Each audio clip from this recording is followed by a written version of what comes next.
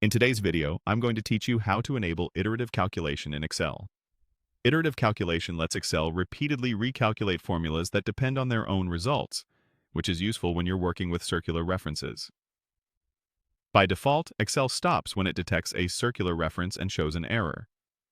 Turning on iterative calculation tells Excel to keep looping through the math until it settles on a stable answer.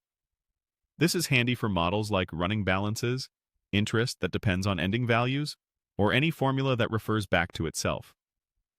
Start by opening the workbook where you need this behavior. With your file open, head to the top left of Excel and click File to open the Backstage view.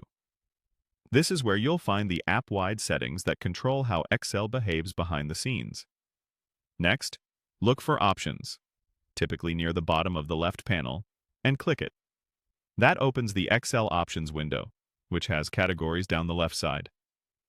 We're going to make a small change here that affects how Excel calculates formulas. Choose the Formulas category on the left. This section manages everything related to calculation, error checking, and formula behavior. In the Calculation Options area, you'll see a checkbox labeled Enable Iterative Calculation. Turn this on. Then click OK to save your changes and return to your workbook. That's all it takes to enable iterative calculation. With it turned on, Excel will allow circular references and recalculate repeatedly to approach a result instead of stopping with an error. You'll also notice two settings next to that checkbox: maximum iterations and maximum change. These control how long Excel keeps refining the answer and how precise the final result needs to be. If you're not sure what to choose, it's usually best to leave the defaults as they are. Lowering the maximum change can improve accuracy, but it may take longer to calculate. Increasing maximum iterations can help some formulas settle, but very high values can slow performance. A quick note on best practices.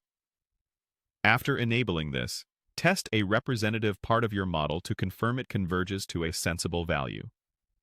If you ever see numbers that keep changing slightly with each recalc, your settings may be too strict or the formula may not converge. And remember, turning this on affects how Excel handles circular references, so only enable it in workbooks that truly need it. To recap, open your file, go to File, choose Options, select Formulas, enable iterative calculation, and click OK. Save your workbook, and you're ready to work with circular referencing formulas safely and intentionally.